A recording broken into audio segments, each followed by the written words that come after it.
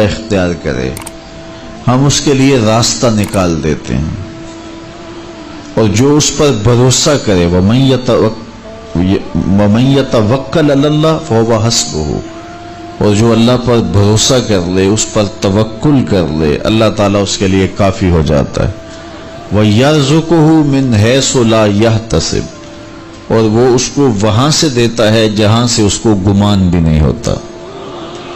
تو تقوی اور توکل اگر یہ نصیب ہو جائیں تو یہ من کی پاکیزگی کا ذریعہ تو ہے ہی ہیں، اس سے رزق میں بھی کچھ شادیاں پیدا ہوتی ہیں، اور خزانہ غیب سے اللہ تعالیٰ رزق عطا فرماتا ہے۔ رزق کی برکت کا ایک بہت بڑا ذریعہ شکر ہے، شکران نعمت۔ جب ہمیں نعمتیں ملتی ہیں تو ان پر اللہ کا شکر ادا کریں، تو اس کا عملی نتیجہ یہ ہے کہ پھر ہمیں برکتیں نصیب ہوں گی۔ فرمایا لئن شکرتم لازیدنکم، اگر تم اس کی نعمتوں کا شکر ادا کرو گے تو وہ تمہیں اور زیادہ عطا فرمائے گا۔ اس نے ہمیں جو نعمتیں عطا کی ہیں اتنی زیادہ ہیں کہ ہم ان کو شمار بھی نہیں کر سکتے۔ فرمایا گیا کہ اگر ان کی نعمتوں کو تم گننا چاہو تو گن نہیں سکتے ہو۔ تو اس نے ہماری ضروریات کو پورا کیا ہے۔ جو سب سے زیادہ ہماری ضرورت، مادی ضرورت ہے اس دنیا کے اندر، وہ آکسیجن ہے، اور وہ کسی کو آکسیجن کا سلنڈر اپنے ساتھ نہیں رکھنا پڑتا۔ اللہ تعالیٰ نے اس کی اتنی فراوانی کی ہوئی ہے کہ جہاں بھی جائیں اس کو تازہ آکسیجن میسر ہے۔ تو یہ جتنی زیادہ ضروری تھی اس قدر ہی زیادہ فراواں ہمارے لیے رکھی گئی ہے۔ اگر ہمیں آکسیجن خریدنی پڑتی تو ایک آدمی کو ایک دن میں کتنے سلنڈر چاہیے تھے، اور پھر کس قدر زندگی میں دقت اور مشقت آ جاتی۔ اس کے بعد دوسری چیز جو ہمیں چاہیے وہ ہے پانی۔ آکسیجن کے بعد پانی کے بغیر ہم زیادہ دیر نہیں اپنے آپ کو برقرار رکھ سکتے، حتیٰ کہ ایک خاص مدت تک پانی نہ ملے تو موت واقع ہو جاتی ہے۔ تو پانی کو بھی فراواں رکھا گیا ہے، آسمان سے بھی پانی برستا ہے، زمین سے بھی پانی نکلتا ہے، چشموں سے بھی پانی پھوٹتا ہے، برف بھی پگھلتی ہے، دریا بھی بہتے ہیں۔ تو اللہ نے اس کے لیے بہت سارے اسباب رکھے ہیں تاکہ ہم پانی سے محروم نہ رہیں۔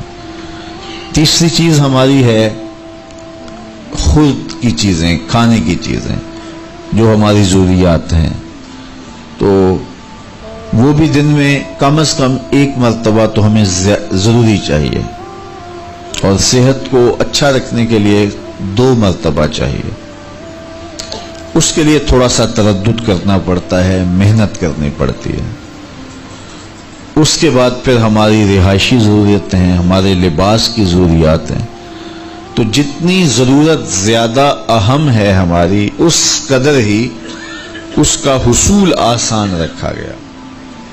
اور اللہ تعالیٰ نے ہماری یہ ضرورت آکسیجن ہے، اس کو اپنی جناب سے اتنا فراواں کر دیا کہ ہمیں اس کے لیے کوئی مشقت نہیں اٹھانا پڑتی۔ جس طرح ہمیں کھانے کے لیے تردد کرنا پڑتا ہے، پہلے اس کو کماؤ، پھر گھر لاؤ، پھر اس کے بعد اس کی تیاری کے مراحل ہیں، اگر یہ سب کچھ آکسیجن کے لیے ہمیں کرنا پڑتا تو زندگی کتنی کٹھن اور کتنی مشکل ہو جاتی۔ تو یہ اس کی کرم نوازیاں ہیں کہ اس نے ہمارے لیے اس کو آسان رکھا ہے۔ تو کہا اگر تم تقوی اختیار کرو اور اللہ تعالیٰ جل شانہ پر توکل اور بھروسہ کرو تو تمہیں وہ وہاں سے رزق دے گا جہاں سے تمہیں گمان بھی نہیں ہوگا۔ اللہ کے محبوب نے ارشاد فرمایا اگر تم اللہ پر توکل کرنے کا حق ادا کرو وہ تمہیں ایسا رزق دے جیسا پرندوں کو دیتا ہے، کہ جب وہ صبح اپنے گھونسلے سے نکلتے ہیں تو خالی پیٹ ہوتے ہیں، انسان کو تو پتہ ہے کہ میں نے کمائی کے فلاں اڈے پہ جانا ہے، دکان پہ بیٹھنا ہے، فیکٹری میں جانا ہے، فلاں جگہ مزدوری کرنی ہے، لیکن ان کو کچھ پتہ نہیں ہوتا کہ ہم نے کہاں جانا ہے۔ لیکن فرمایا کہ جب صبح نکلتے ہیں تو خالی پیٹ ہوتے ہیں، اور جب واپس شام کو پلٹتے ہیں تو ان کے پیٹ بھرے ہوئے ہوتے ہیں۔ پھر جس کی جو ضرورت ہے اللہ اس کو وہ نصیب کرتا ہے۔ سارے پرندے ایک جیسی غذا نہیں لیتے، اسی طرح مختلف جو اللہ تعالیٰ نے مخلوقات پیدا کی ہیں ان سب کی اغذیہ ایک جیسی نہیں ہے۔ کچھ پرندے کچھ کھاتے ہیں، کچھ کھاتے ہیں، اللہ سب کو ان کی ضرورت باہم پہنچاتا ہے۔ بلکہ میں کہا کرتا ہوں یہ جو ہنس ہے یہ دنیا کے اندر لاکھوں کی تعداد میں، کروڑوں کی تعداد میں پائے جاتے ہیں، اور یہ سچے موتی کھاتے ہیں، اور ہم اگر کسی دوائی میں استعمال کرنے کے لیے ہمیں مطلوب ہوں تو ہزاروں لاکھوں روپے دے کے ہم کسی سے لیں تو پھر بھی بعض کا یقین نہیں ہوتا کہ یہ خالص ہیں یا ناخالص ہیں۔ لیکن اس جانور کو اپنے پیٹ بھرنے کے لیے یہ موتی روزانہ صبح و شام چاہیے ہوتے ہیں، اور ایک جانور نہیں، دنیا کے اوپر کروڑوں ہیں، میرا رب ہر روز ہر ایک کی ضرورت کو پورا فرماتا ہے۔ تو جس کی جو ضرورت ہے وہ پوری ہوتی ہے۔ بن توکل پنچھی اڑ دے، خرچ نہ پلے زیرا ہو۔ جب وہ گھر سے اڑتے ہیں تو تروح حماسن، جب وہ اڑتے ہیں تو خالی پیٹ ہوتے ہیں، وتغدو بتانن، اور جب وہ شام کو آتے ہیں تو ان کے پیٹ بھرے ہوئے ہوتے ہیں۔ تو کوئی اڈا رزق کا مخصوص ان کے لیے نہیں ہے، اور سب سے اچھا کھاتے ہیں۔ وہ جو امرود کا باغ ہوتا ہے اس میں اگر آپ دیکھنا ہو کہ سب سے اچھا میٹھا امرود کون سا ہے تو وہ ہوگا جس کو طوطے نے چونچ لگائی ہو، چونکہ یہ سب سے اچھا پھل پورے باغ میں، ایک نہ ہوتا ہے ایکسپورٹ کوالٹی، یہ اس سے بھی بہتر کوالٹی لیتا ہے۔ تو اللہ تعالیٰ نے اس کے لیے سب سے اچھا رکھا ہوا ہے، تو اللہ نے یہ انتظام کیا ہوا ہے۔ تو فرمایا میرے حضور نے اگر تم اللہ پر توکل کرنے کا جو حق ہے اس کو ادا کر دو تو وہ تمہیں بھی ایسے ہی رزق عطا کرے جیسے پرندوں کو رزق عطا کرتا ہے، اگر توکل تمہیں نصیب ہو جائے۔ حضرت رابعہ بصریہ کہ ہاں مہمان آئے تو انہوں نے خادمہ نے کہا حضرت مہمان آئے ہیں تو ان کے لیے کیا کیا جائے، کہا انہیں کھانا کھلاؤ۔ تو کہا کہ حضرت صرف ایک روٹی پڑی ہوئی ہے، تو مہمان 4-5 ہے، کم از کم 8-10 روٹیاں چاہیے۔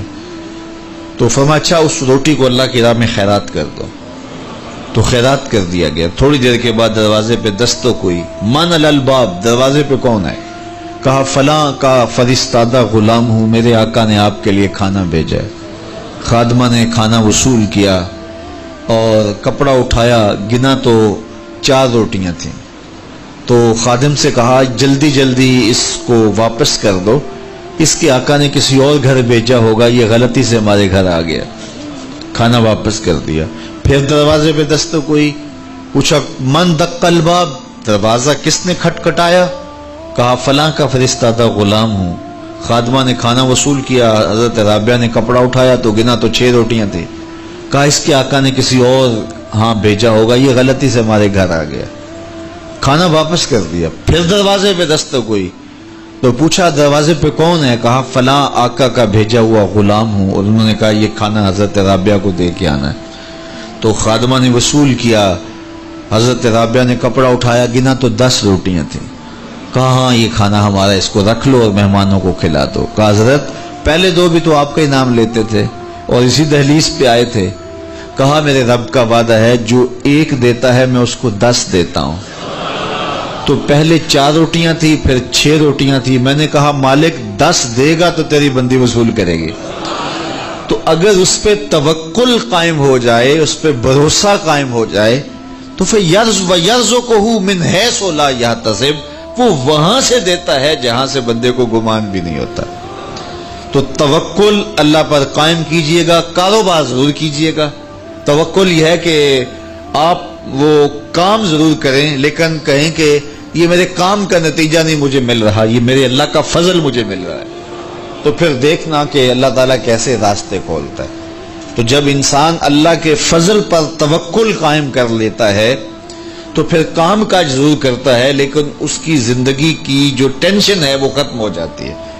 بندہ کہتا ہے کہ یہ ہے تو میں کرتا ہوں، تو یہ نہیں ہوگا تو یہ نہیں ہوگا، بس وہ جتنا کر سکتا ہے وہ کرے، باقی چھوڑ دے اس پہ، تو پھر وہ خزانہ غیب سے نصیب فرمائے گا۔ اچھا، حضور علیہ السلام نے ایک اور چیز ارشاد فرمائی، بلکہ اپنی امت کے لیے دعا دی، اللہم بارک لامتی فی بکورہا، اے اللہ میری امت کے لیے صبحوں میں برکتیں ڈال دے۔ جو کام صبح کیے جاتے ہیں ان کاموں میں بڑی برکت ہے، جو کام جو ہے وہ دیر سے کیے جاتے ہیں، رات کو کیے جاتے ہیں، دوپہر کے بعد کیے جاتے ہیں، ان میں وہ برکات نہیں رکھی گئی جو حضور کی دعا سے صبح کے کاموں میں برکت رکھی گئی ہے۔ تو اس لیے آپ اپنے کام کاج میں جو ہے وہ صبح کو اس کا آغاز کیجئے، پھر دیکھنا کہ برکتوں کے قافلے کیسے اترتے ہیں، اس لیے کہ میرے حضور کی دعا کبھی مسترد نہیں ہوتی۔ اجابت کا صحرا عنایت کا جوڑا، دلہن بن کے نکلی دعائے محمد صلی اللہ علیہ وسلم۔ اللہم بارک لامتی فی بکورہا، اے اللہ میری امت کی صبحوں میں برکتیں ڈال دے۔ تو جو کام صبح کے وقت کیے جاتے ہیں اس میں برکت رکھی گئی ہے۔ اگر آپ چاہتے ہیں کہ ہم آسودگی حاصل کریں تو پھر اپنے کاموں کا آغاز صبح سے کیجئے۔ اللہ اکبر، اس کی برکات آپ کو نصیب ہوگی۔ اور ایک اور بات ارشاد فرمایا کہ جو چاہتا ہے کہ اس کی عمر میں برکت ہو اور اس کے رزق میں برکت ہو، دو چیزیں جو چاہتا ہے، جو یہ چاہے کہ اس کے رزق میں اور اس کی عمر میں برکت ہو، اور یہ ہر بندہ چاہتا ہے، تو میرے حضور نے فرمایا کہ وہ اپنے رشتہ داروں کے ساتھ سلوک اچھا کرے، صلہ رحمی کرے۔ بعض اوقات ہوتا ہے کہ وہ رشتہ داروں کا رویہ اچھا نہیں ہوتا۔ میں آپ کو بتاؤں کہ سب سے بہتر صدقہ کون سا ہے؟ سب سے بہتر صدقہ وہ ہے جو ناراض مفلس رشتہ دار کو دیا جائے، سب سے افضل صدقہ، چونکہ اس میں نفس شامل نہیں ہوگا۔ بندہ کہے گا آپ شریکوں کو دیں، یہ پہلے ہمارے مخالف اور کھڑے ہو جائیں گے، لیکن وہ کسی وجہ سے وہ ہو مجبور گئے، مفلس ہو گئے، تو جو مفلس مجبور ناراض رشتہ داروں کو صدقہ دیا جائے اس میں نفس درمیان میں کھڑا نہیں ہوتا، تو وہ صدقہ اللہ کو بڑا محبوب ہے اور وہ سیدھا سیدھا قبول ہوتا ہے۔ تو جو یہ چاہے کہ میری عمر زیادہ ہو اور میرے رزق میں برکتیں ہوں، تو میرے حضور نے ارشاد فرمایا کہ وہ کیا کرے، وہ اپنے رشتہ داروں کے ساتھ اچھا سلوک کرے۔ صلہ رحمی کی تلقین کی گئی، اس سے آسودگی بھی نصیب ہوتی ہے اور یہ ایک اچھے معاشرے کی تشکیل کی ضمانت بھی ہے، اور اس سے رزق اور عمر میں برکتیں بھی نصیب ہوتی ہیں۔ اچھے اور صالح رزق کے لیے میں نے کل بھی ایک روایت آپ کے سامنے پیش کی تھی، وہ بھی علماء نے لکھی کہ دو بھائی تھے، ایک کام کاج کرتا تھا، دوسرا حضور کے پاس بیٹھا رہتا تھا۔ تو اس نے آ کے شکایت کی کہ حضور یہ میرا بھائی ہے، یہ میرے ساتھ کوئی مدد ہی نہیں کرتا، یہ آپ کے پاس ہی بیٹھا رہتا ہے۔ تو حضور نے فرمایا کہ شاید اللہ اس کے صدقے سے تجھے رزق دیتا ہو۔ تو جو دین کے لیے بھائی لگ جائیں، رشتہ داروں میں، اعزاء و اقربا میں، یا ویسے ہی طلباء کے لیے آپ اگر شامل ہو جائیں تو پھر وہ آپ کے کاروبار میں، رزق میں برکت کا سبب و ذریعہ ہو جائے گا۔ ایک اور چیز حضور نے فرمائی، حل تنصرون وترزقون الا بضعفائکم، فرمایا تمہیں جو رزق دیا جاتا ہے اور بعض امور میں تمہاری مدد کی جاتی ہے اور مشکل حالات ہوتے ہیں، حالات ٹال دیے جاتے ہیں، میرے حضور نے فرمایا تمہیں پتہ ہے وہ ایسا کیوں ہوتا ہے؟ حل تنصرون وترزقون، تمہیں جو رزق بھی دیا جاتا ہے، بعض اوقات ایسا ہوتا ہے ایک بندہ بڑی محنت کرتا ہے، نتائج نہیں ملتے، ایک بندے کی تھوڑی محنت ہوتی ہے لیکن دروازے کھلتے چلے جاتے ہیں، مشکل میں پھنس جاتا ہے، کوئی ایسا سبب لگ جاتا ہے کہ راستے کھل جاتے ہیں، تو بندہ کہتا ہے کہ پتہ نہیں یہ کیا ہوا، تو حضور نے فرمایا کیا جانتے ہو، حل تنصرون وترزقون، تمہاری یہ جو مدد ہوئی اور تمہیں جو رزق کی کشادگی عطا کر دی گئی یہ کیوں ہوئی ہے پتہ ہے؟ الا بدعفائکم، کہا تم معاشرے کے جن کمزور لوگوں کی مدد کی ہے یہ ان کی دعاؤں کا نتیجہ ہے۔ اپاہج، کمزور، لاچار، اراملہ، یتامہ، مساکین۔ یار جب کوئی شخص کسی یتیم کی مدد کرتا ہے اور ان کے گھر میں چولہا جلتا ہے تو عرش کا رب کتنا راضی ہوتا ہے۔ جب کوئی دکھیے کے کام آتا ہے اور اس کی اعانت کرتا ہے تو پھر وہ راضی ہو جاتے ہیں۔ غریب پھنسے ہوئے ماں باپ، گھر بیٹی جوان ہو رہی ہے اور بڑھاپے کی طرف اس کا رخ ہو رہا ہے اور ان کے پاس ہمت نہیں ہے کہ ان بیٹی کو اٹھا سکیں تو کوئی صاحب ثروت چپکے میں جا کے ان کی مدد کر دیتا ہے کہ تیری بیٹی میری بیٹی ہے اور اس کو تو نے گھر کی دہلیز سے اٹھانا ہے، تو پھر وہ ایک دم خوش ہو جاتا ہے اور آسودہ ہو کے اس کا انتظام کرتا ہے اس کی شادی کا۔ تو کوئی جانتا ہے کہ اس بوڑھے ماں باپ کے دل سے کتنی دعائیں نکلتی ہیں اور اس جو ہے وہ بیٹی کے دل سے کتنی تمنائیں اور کتنی جو ہے وہ نیک جذبات ان اشخاص کے لیے ہوتے ہیں جو ان کی مدد کے لیے کھڑے ہوئے۔ تو کوئی اس کا وزن ہے؟ کوئی وزن نہیں کر سکتا کہ اللہ تعالیٰ اس کی برکت کتنی عطا کرتا ہے۔ تو میرے حضور نے ارشاد فرمایا تمہیں جو رزق دیا جاتا ہے، مصائب سے تمہیں بچا لیا جاتا ہے، آتی آتی تکلیف ٹل جاتی ہے، تمہاری نصرت دشمن کے مقابلے میں ہوتی ہے، حاسدین کے مقابلے میں تم کھڑے ہو جاتے ہو۔ فرمایا تمہیں پتہ ہے یہ تمہیں کیوں ایسا ہوتا ہے؟ فرمایا الا بدعفائکم، جو تمہارے معاشرے کے کمزور لوگ ہیں جن کی تم نے مدد کی، فرمایا یہ ان کی دعاؤں کا نتیجہ ہوتا ہے۔ ان کے اٹھے ہوئے ہاتھ اللہ کبھی خالی نہیں موڑتا ہے۔ اس لیے لاچار لوگوں کی، دکھی لوگوں کی، بے بس اور بے آسرا لوگوں کی مدد کے لیے کھڑے ہو جایا کرو۔ وہ کسی نے کہا تھا کہ بڑوں کی بڑی بڑی خدمتوں سے وہ سکون نہیں ملتا جو چھوٹے چھوٹے لوگوں کی چھوٹی چھوٹی خدمتوں سے مل جاتا ہے۔ بڑوں کی بڑی خدمتیں بھی کریں تو وہ راضی نہیں ہوتے، لیکن چھوٹوں کی چھوٹی چھوٹی خدمتیں، یار غریب کو تو پیار سے کھڑا کر کے اس کے پشت پہ شفقت کا ہاتھ پھیر دیں تو وہ سارا دن خوشی سے گزار دیتا ہے کہ آج جو ہے وہ فلاں صاحب نے مجھے تکریم دی ہے، مجھے عزت دی ہے۔ تو میرے حضور نے فرمایا کہ تمہاری یہ جو مدد ہوتی ہے اور رزق دیا جاتا ہے یہ تمہارے کمزوروں کی وجہ سے اللہ تعالیٰ تمہارے اوپر کرم فرماتا ہے۔ اچھا، ایک اور ذریعہ رزق کے اضافے کا حضرت عبداللہ ابن مسعود رضی اللہ تعالی عنہ کی مرویات سے۔ یہ حضرت عبداللہ ابن مسعود جلیل القدر صحابی ہیں، ان کے ہاں بیٹیاں ہی بیٹیاں تھیں۔ اچھا، جب ان کا آخری وقت آیا اور یہ بڑے سخت بیمار ہو گئے تو نزع کی سی کیفیت طاری ہو گئی، تو حضرت عثمان غنی رضی اللہ تعالیٰ عنہ ان کا حال پوچھنے آئے۔ تو جب حال پوچھا، بیٹھے، گفتگو ہوئی، واپس چلنے لگے تو حضرت عثمان غنی نے اشرفیوں کی 2 تھیلیاں نکال کے حضرت عبداللہ ابن مسعود کو پیش کی۔ تو انہوں نے کہا کہ مجھے تو اس کی ضرورت نہیں ہے، میں تو اس دنیا سے جا رہا ہوں، تو یہ مجھے کیوں دے رہے ہیں؟ تو حضرت عثمان نے کہا کہ یہ آپ کی بیٹیوں کے لیے ہے، چونکہ آپ کی بیٹیاں ہی بیٹیاں ہیں تو یہ میں ان کے لیے پیش کر رہا ہوں، آپ کو تو واقعی ضرورت نہیں، دنیا سے جا رہے ہیں تو یہ ان کے لیے ہے۔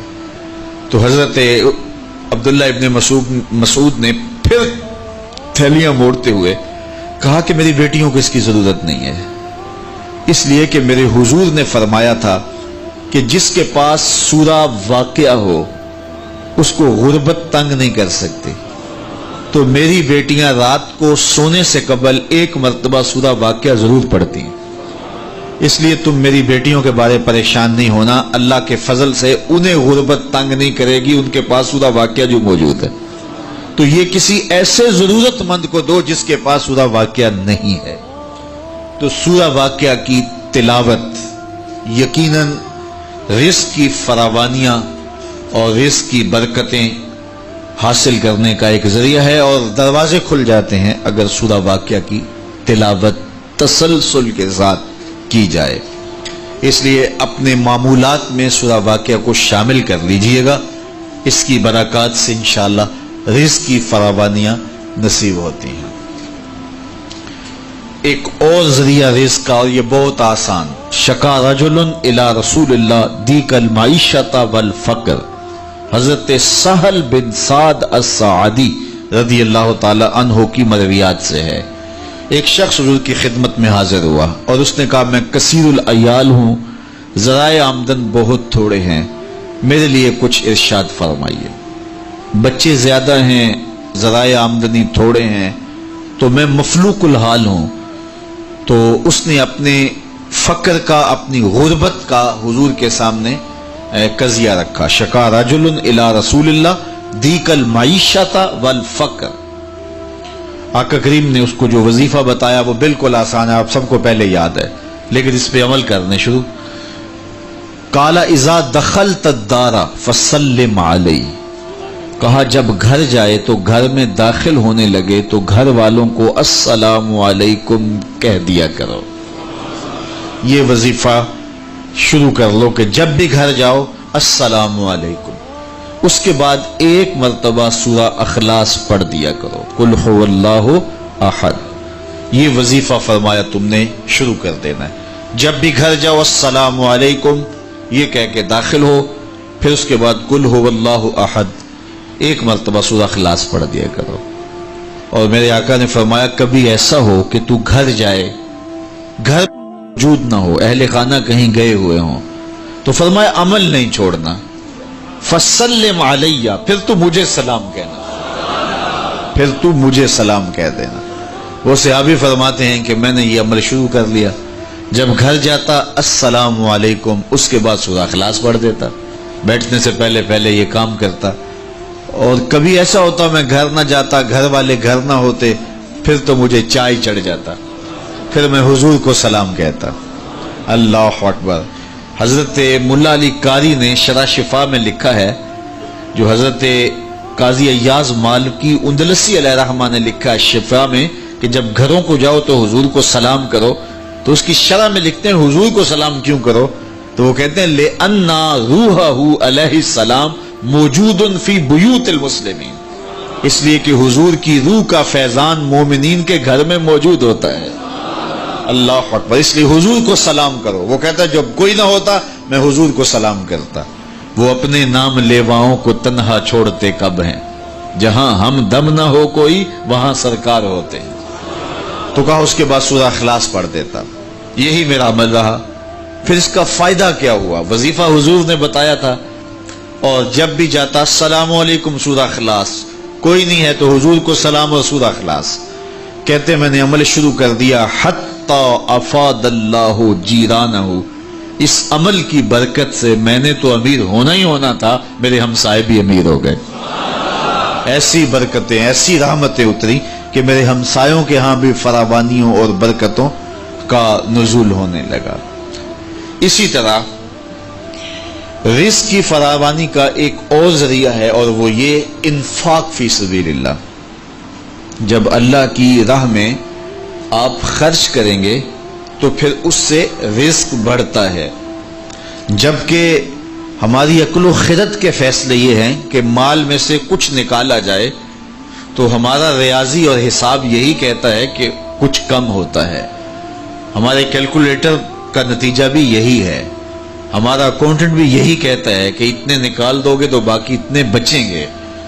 لیکن میرے حضور نے فرمایا کہ میں قسم اٹھا کے کہتا ہوں کہ صدقے سے مال کم نہیں ہوگا۔ ہمارے بزرگ فرمایا کرتے تھے کہ وہ پرانے زمانے میں کنویں سے پانی نکال کر کے کھیتیاں سیراب ہوتی تھیں، بعد میں یہ جو ہے وہ ٹیوبویل آ گئے تو ان کی ضرورت نہ رہی، لیکن وہ کنویں کافی دیر لوگوں نے بند نہیں کیے تھے کہ پتہ نہیں کبھی پھر ان کی ضرورت دوبارہ نہ پڑ جائے، تو دیر تک وہ کنویں یہ ہم نے بھی دیکھے، اب تو تقریباً بند ہو گئے، لیکن آج سے 10-15 سال پہلے چلے جائیں تو ہر گاؤں میں کنووں کے نشانات موجود تھے، اور بعض میں وہ پرانی مالا بھی لٹک رہی ہوتی تھی، وہ ٹنڈے وغیرہ، تو پرانے کنویں ہم نے دیر تک دیکھے، تو ان کنووں کو کسی نے بند نہیں کیا تھا، دیر تک وہ جاری رہے۔ تو میرے بزرگ فرمایا کرتے تھے کہ اب ان کنویں سے پانی نکالو تو گدلا بھی ہے، میلا بھی ہے اور بہت نیچے بھی چلا گیا ہے، جبکہ انہی کنووں کا پانی تازہ بھی تھا اور شفاف بھی تھا اور بہت اوپر بھی تھا۔ کہا جب یہ کنویں باہر فیض دیتے تھے نیچے سے سوتے پھوٹتے تھے، جب انہوں نے باہر دینا چھوڑ دیا اللہ نے بھی عطا کرنا چھوڑ دیا، اب یہ بند ہو گئے۔ تو رزق کا معاملہ بھی یہ ہے، جب اس کی راہ میں دیتے رہو گے تو اللہ عطا کرتا رہے گا۔ یہ دیکھیے کھیتی کے پتے کاٹتے ہیں وہ اس سے پھل زیادہ ہوتا ہے لیکن پھر دوبارہ انہی پتوں پہ پتے اگاتے ہیں۔ تو کبھی ایسا نہیں ہوا کہ پھل توڑنے سے ختم ہو گئے ہوں، توڑیں تو اس کی جگہ جو ہے وہ نیا، اگر آپ بھینس کو جو ہے وہ دودھ نہ نکالیں گے تو وہ بیمار پڑ جائے گی، تو اگر نکالیں گے تو تھوڑی دیر کے بعد پھر وہاں دودھ آ جائے گا۔ تو یہ اللہ کا نظام ہے، اگر تمہارے ہاتھ سے پیسہ نکلتا رہا تو پھر اللہ تمہیں فراوانی عطا کرتا رہے گا۔ بندہ کہتا ہے کہ میں جوڑوں تو برکت ہوگی، میرا رب کہتا ہے تم خرچ کرو گے تو برکت ہوگی۔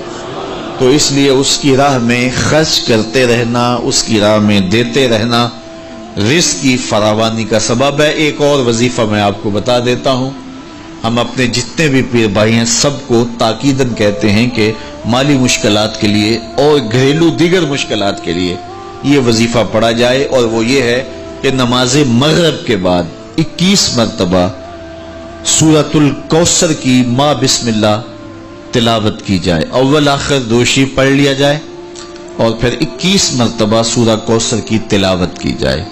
یہ عمل معمول زندگی بنا لیا جائے تو اس کا عملی نتیجہ یہ ہوگا کہ اللہ تعالیٰ جل شانہ اولاد کو بھی فرما بردار رکھے گا۔ اس کے نتیجے کے اندر جو ہے وہ رزق کاروبار میں بھی برکتیں ہوں گی، اس کے نتیجے کے اندر حاسدین دشمنوں کے شر سے بھی نجات رہے گی، اور اس کے نتیجے کے اندر اللہ تعالیٰ جو ہے وہ امور دینی میں بھی برکتیں عطا فرمائے گا۔ تو یہ ایک مؤثر ذریعہ ہے، اور اگر کسی کو مسائل زیادہ ہوں تو وہ ہر نماز کے بعد یہ عمل کر سکتا ہے، ورنہ مغرب کے بعد 21 مرتبہ سورہ کوثر کی تلاوت کرنے سے بہت ساری برکات حاصل ہوتی ہیں۔ لا حول ولا قوت الا باللہ، اس کا یہ وظیفہ میرے حضور نے خود بتایا، اور اس کی یہ 99 بیماریوں کا علاج ہے، اور میرے حضور نے فرمایا کہ یہ وظیفہ میں نے کہاں سے لیا ہے؟ حضور فرمایا کہ عرش الہی کے نیچے ایک خزانہ ہے، خاص خزانہ، فرمایا یہ وظیفہ مجھے وہاں سے ملا ہے، اور اس میں 99 بیماریوں کا علاج ہے، اور اس میں سب سے کم درجے کی بیماری ہم اور غم ہے۔ تو اللہ تعالیٰ جل شانہ ہمیں جس طرح دنیاوی اسباب ہمارے پیش نظر ہوتے ہیں تو روحانی امور کے ذریعے سے بھی ہم برکتوں کے حصول کو آسان کر سکتے ہیں۔ اللہ میرے لیے آپ کے لیے ہر طرح کی کشادگی عطا فرمائے، ایسے فقر سے بچائے محفوظ رکھے جو کفر تک پہنچا دیتا ہے، اور ایسی دولت سے بھی بچائے جو دولت قارون بنا دیتی ہے۔ اللہ ہمیں دولت عثمان عطا کرے، اور اگر قسمت میں فقر ہے تو پھر فقر سلمان عطا کرے، پھر فقر بلال نصیب کرے، پھر فقر ابو ذر عطا کر دے۔ تو اللہ ہم سب کو دنیا آخرت کی بہتریاں بہاریں نصیب فرمائے۔ دعا کے لمحات اب قریب ہیں، جب بندے اللہ کے حضور ہاتھ اٹھا کے دعا مانگتے ہیں تو بندوں کے اٹھے ہوئے ہاتھ اللہ کبھی خالی نہیں موڑتا۔ دعا ہر صورت قبول ہوتی ہے، یا تو یہ کہ جو مانگا ہے وہ مل جاتا ہے، یا جو مانگا ہے وہ نہیں، اس کے بدلے میں کچھ اور عطا کر دیا جاتا ہے، یا پھر جو مانگا ہے وہ فوری نہیں ملتا، کچھ دیر کے بعد عطا کیا جاتا ہے، یا پھر دعا ذخیرہ کر لی جاتی ہے اور اس کا صلہ آخرت میں دیا جائے گا۔ اور روایت میں آتا ہے کہ جب دعاؤں کو ذخیرے کی صورت میں آخرت میں صلہ نصیب ہوگا تو لوگ آرزو کریں گے کاش کہ ہماری دنیا پہ کوئی دعا قبول ہی نہ ہوئی ہوتی۔ تو اللہ تعالیٰ کے حضور عجز سے پورے تیقن سے دعا مانگنی چاہیے، من قلب لاہن فرمایا گیا، کھیلتے ہوئے دل سے جو دعا کی جائے اللہ اسے قبول نہیں کرتا، کھیلتے ہوئے دل سے نہیں، پورے تیقن سے، پورے انہماک سے، پوری توجہ سے جو دعا مانگی جائے۔ دیکھیے میں آپ سے کوئی بات کروں تو میرا رخ دوسری جانب ہو اور بات آپ سے کروں گا تو آپ کو بھی اچھا نہیں لگے گا، تو احکم الحاکمین کو کیسے اچھا لگے گا کہ کوئی بندہ مانگ اس سے رہا ہو لیکن دل اس کا کسی اور جگہ پہ کھیل رہا ہو؟ تو ایسی دعا اللہ قبول نہیں کرتا۔